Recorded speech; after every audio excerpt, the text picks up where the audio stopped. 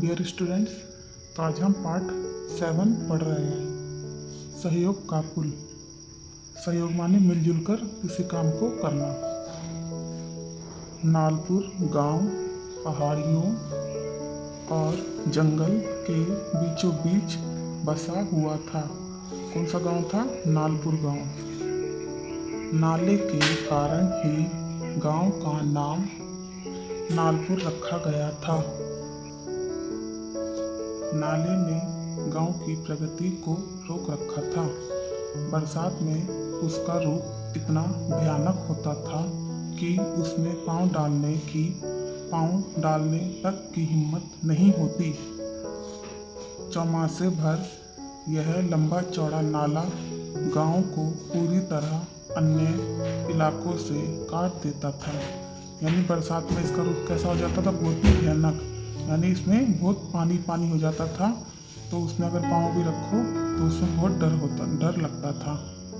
4 महीने नालपुर गांव के निवासी बाहरी दुनिया से एकदम अलग हो जाया करते थे। जब चौमासे में कोई गंभीर बीमारी का शिकार होता, किसी महिला की तबीयत बिगड़ जाती, तब बड़ी परेशानी होती। चौमासे माने यानी 4 महीने बरसात के होते हैं, तो उसे चौमासे बोलते हैं। अगर कोई बीमार हो जाता या किसी की तबीयत बिगड़ जाती तो बहुत ही परेशानी होती थी, क्योंकि सब जगह पानी पानी होता था।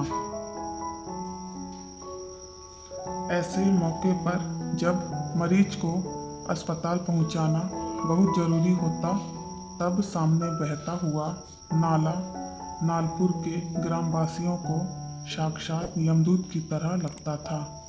यानी जब मरीज को अस्पताल पहुंचाना होता था, तब क्या हुआ, जब नाले में जो नाला बहता था जो पानी का, तो जो ग्रामवासी यानी वहाँ के लोग थे, तो उसे ऐसा लगता था जैसे सामने यमदूत खड़ा हो, तो उस यमदूत से बचकर हम उस पार जाएं। कभी कभी डोंगा या कश्ती डालकर पार उतरने की कोशिश भी की गई। यानी डोंगा या कश्ती यानी नाव वगैरह बनाकर उसमें हमने क्या करा, उसमें कोशिश की गई, पर तेज बहाव ने अच्छे लोगों को डुबो दिया। लेकिन क्या हुआ, तेज बहाव यानी बहुत तेज पानी से क्या हुआ, लोगों को डुबो दिया। लच्छू काका से पूछकर देखिए तो वह फौरन बगता किसान का किस्सा सुना देंगे। यानी किसी के साथ एक हादसा हुआ होगा किसान के साथ, तो लच्छू काका से पूछो तो वो उसके बारे में बता देंगे। जिसे बरसात में सांप ने काटा था और नाले ने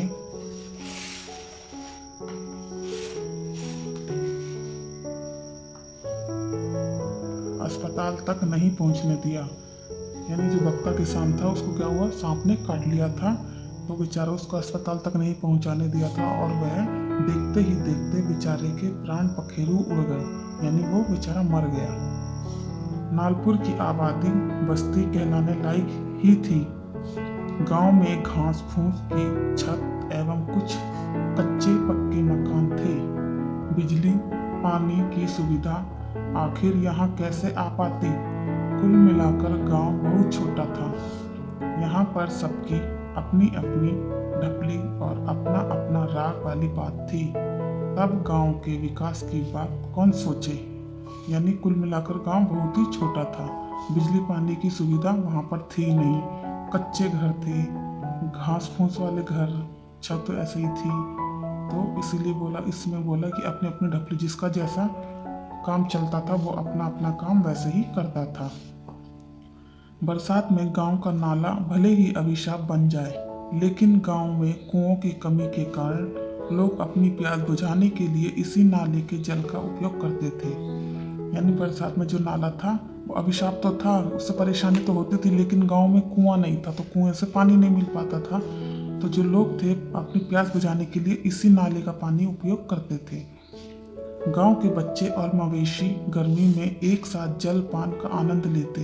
यानी उसमें जानवर भी पानी पीते थे और बच्चे और इंसान सब पानी पीते थे। यही कारण था कि गांव में बीमारी और नाले के बीच एक गहरा रिश्ता बना हुआ था। यानी गांव में बीमारी है, जब हम गंदा पानी पिएंगे, और किसका पिएंगे हम? गहरे पानी का, गहरे गंदे पानी का हम पानी पिएंगे नाले का, तो क्या होगा, तो एक रिश्ता बन जाएगा, हम गंदा पानी पिएंगे और हम बीमार हो जाएंगे, गंदा पानी पिएंगे हम बीमार हो जाएंगे। जैसे पीलिया, पेचिस, हैजा, खुजली आदि बीमारियां नाले के गंदे पानी के द्वारा गांव में घर घर पहुंच जाती थी। यानी इतनी सारी बीमारियां गंदे पानी के कारण कहाँ, गांव के घर घर में पहुंच जाती थी। अस्पताल गांव से दूर था, अस्पताल तो दूर था। बरसात में गांव किसी द्वीप की तरह नाले के शिकंजे में फंस जाता था। द्वीप किसे बोलते हैं, जैसे चारों तरफ पानी पानी है और बीच में एक लोग दिखाई देते, एक टापू बोलते हैं, टापू सा होता था, तो वही बोला गया द्वीप, कि एक द्वीप की तरह दिखाई देता, यानी चारों तरफ पानी पानी हो जाता था उस गांव में।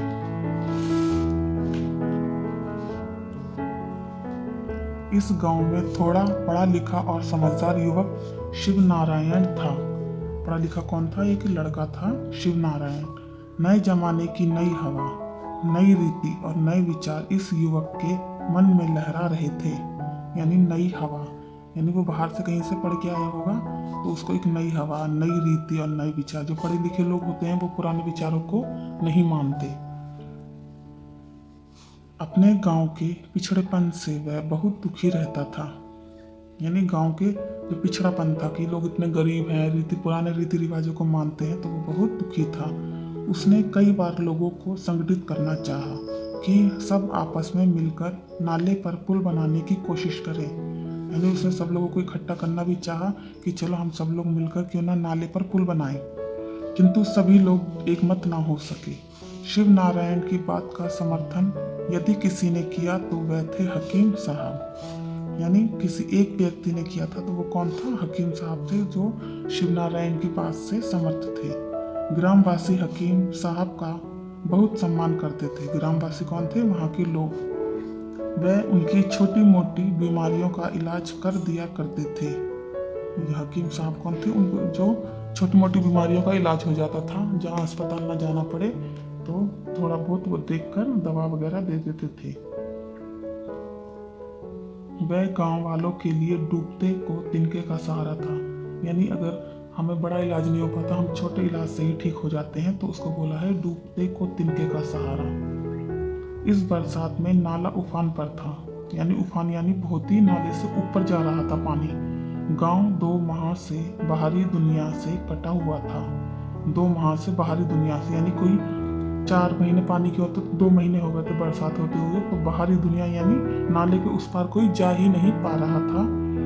एक घटना से सारे गांव वाले दहल गए। यानी इस घटना, एक ही घटना से रात में वृद्ध हकीम साहब का दिल का दौरा पड़ा। यानी हकीम साहब को क्या हो गया, दिल का दौरा पड़ गया, उन्हें अटैक आ गया।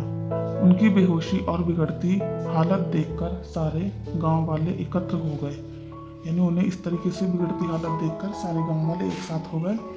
जैसे तैसे रात कटी। सभी चाहते थे कि हकीम साहब को अस्पताल ले जाएं। यानी रात तो कट गई जैसे भी हुआ, लेकिन सुबह क्या हुआ, तो सबने सोचा कि हकीम साहब को अस्पताल लेकर जाना ही पड़ेगा। ले जाएं या कस्बे से डॉक्टर को लेकर आएं। लेकिन उनके चाहने से क्या होता है, उफानता नाला सामने जो था, यानी नाले के उस पार तो हम लोग जा ही नहीं पा रहे थे, तो किसी के चाहने से क्या होता है। 1-2 साहसी युवकों ने नाला पार करने की कोशिश की, लेकिन तेज बहाव में उनको लेने के देने पड़ गए। यानी कुछ लोगों, 2-3 लड़कों ने कोशिश करी कि चलो हम कोशिश करते हैं कि हम उस पार चले जाएं, लेकिन तेज बहाव यानी बहुत तेज था पानी, तो वो बेचारे कोशिश करके लौट आए। इसी बीच हकीम साहब इलाज के अभाव में चल बसे। यानी हकीम साहब को क्या हो गई, मृत्यु हो गई। इस घटना से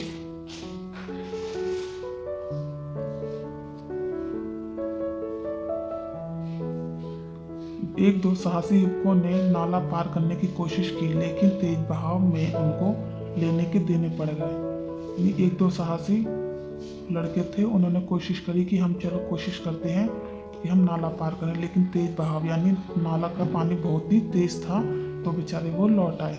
इस बीच हकीम साहब इलाज के अभाव में चल बसे। यानी हकीम साहब को क्या हुआ, उनकी। इस घटना से शिव नारायण सबसे ज़्यादा दुखी हुआ। शिव नारायण कौन था, वो एक पढ़ा लिखा लड़का था, क्योंकि हकीम साहब भी उनकी हर बात को समझते थे। आखिर वह बोल ही पड़ा, अगर आप लोग समय रहते मेरी बात मान लेते तो यह नौबत ना आती। यानी उसको गुस्सा आ गया, उसने बोला कि अगर आप लोग मेरी बात मान लेते तो ये नौबत नहीं आती अगर हम पुल बना लेते। उसी समय सभी गांव वालों ने कसम खाई। क्या हुआ? उसी समय सभी लोगों ने कसम खाई, गांव वालों ने, कि हम अपने श्रमदान से नाले पर पुल बनाने की कोशिश करेंगे। श्रमदान क्या होता है? मेहनत से। गर्मी में जब नाले का पानी कम था, गांव वाले संगठित होकर पुल बनाने में जुट गए। यानी ये बरसात तो निकल गई, बरसात के बाद जब पानी कम हो गया उसमें, तो सब लोगों ने क्या करा, पुल बनाने के लिए जुट गए, यानी लग गए। गांव का हर व्यक्ति अपने अपने साधन लिए हुए पुल बनाने को तैयार था। यह बात जब जिला अधिकारियों तक पहुंची तो उन्होंने गांव वालों का उत्साह देखकर शासन की ओर से तकनीकी और आर्थिक सहायता प्रदान की। यानी कहाँ पहुंची? जिला अधिकारी के पास उसकी खबर पहुंची तो उन्होंने क्या करा, तकनीकी और आर्थिक सहायता प्रदान करी। इससे ग्रामवासियों का उत्साह और बढ़ गया। महिला पुरुष सभी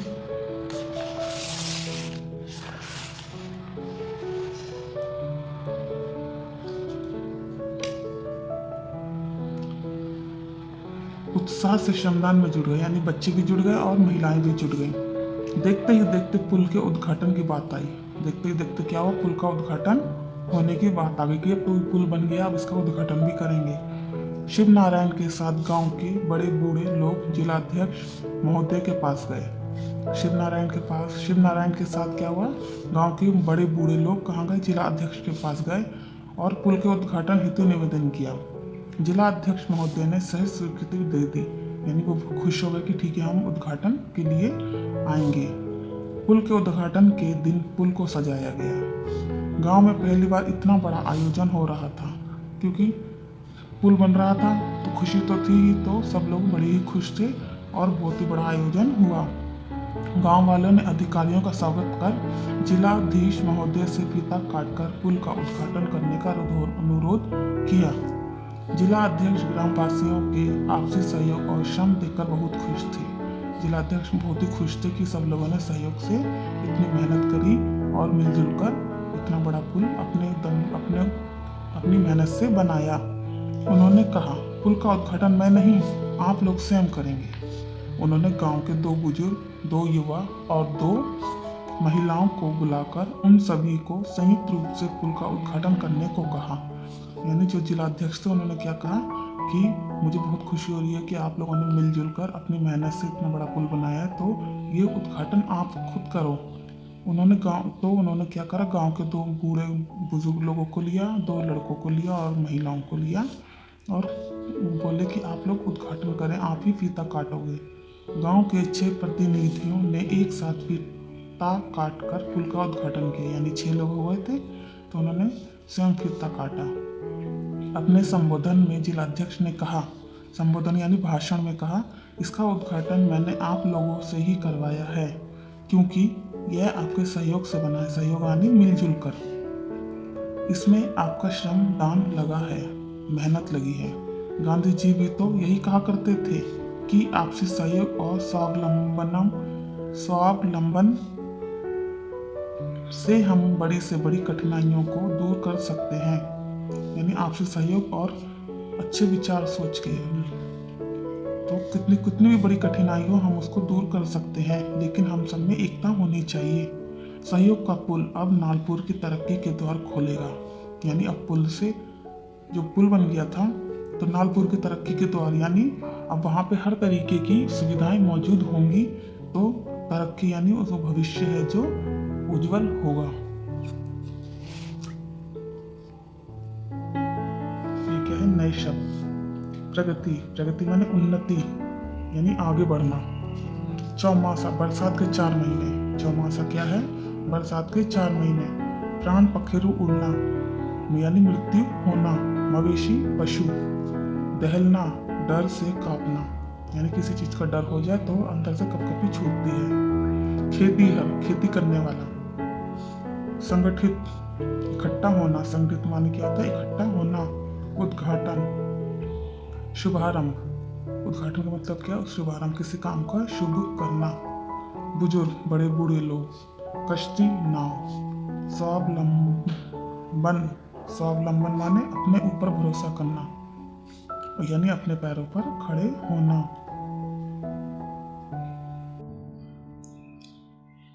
तो हम इसका आज क्वेश्चन आंसर करते हैं। यह है जोड़ियाँ। नाला तेज गति से बहता था। डॉक्टर एवं वैद्य इलाज करते थे। गांव वालों ने मिलकर पुल बनाया था। बरसात में बीमारियां फैलती हैं। इसके बाद आपके फिल इन द ब्लैंक्स है।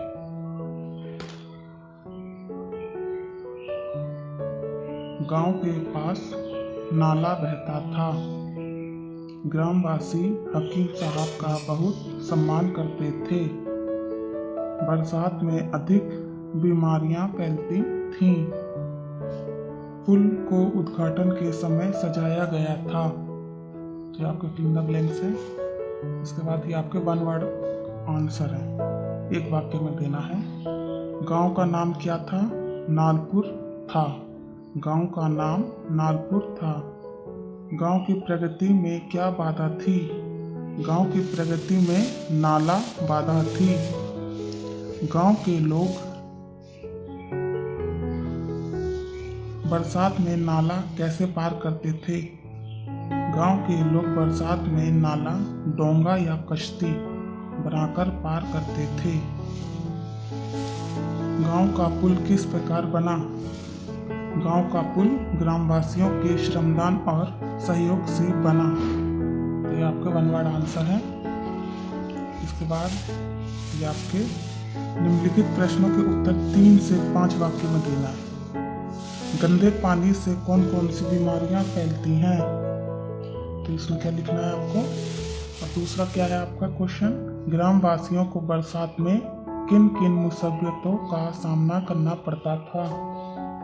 तीसरा प्रश्न है, जिला अध्यक्ष ने पुल का उद्घाटन ग्राम प्रतिनिधियों से क्यों कराया? जिला अध्यक्ष ने पुल का उद्घाटन ग्राम प्रतिनिधियों से क्यों कराया? चौथा क्वेश्चन आपका, गांव वाले किस घटना से एकजुट हुए? तो आपके ये 4 क्वेश्चन है, आपके ये 4 आंसर है इसमें। तो ये 4 आंसर क्या है? ये गंदे पानी से पीलिया, पेचिश, हैजा, खुजली जैसी बीमारियां फैलती हैं। दूसरा क्या है आपका, बरसात में नालपुर गांव के लोग घर से बाहर नहीं निकलते थे।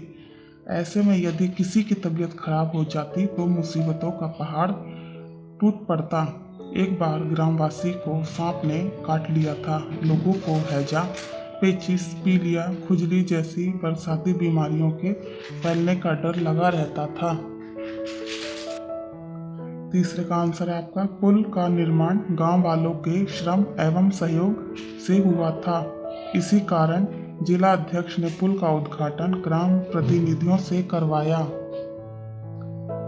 चौथे का क्या है, एक रात वृद्ध हकीम साहब को दिल का दौरा पड़ा। उनकी बेहोशी और बिगड़ती हालत देख सारे गांव वाले एकत्र हो गए, लेकिन उफनता नाला पार करने की हिम्मत नहीं हुई। 1-2 साहसी युवकों ने नाला पार करने की कोशिश की, लेकिन तेज बहाव में उनको लेने के देने पड़ गए। इसी बीच हकीम साहब चल बसे। इस घटना का ग्रामवासियों असर पड़ा। वह एकजुट होकर नाले का पुल बनाने की सोचने लगे। यानी उनको बहुत ज़्यादा ही परेशानी होने के कारण उन्होंने सोचा कि चलो अब एक पुल बनाया जाए नाले पे, और उससे हम सबकी परेशानियां दूर हो सकती हैं।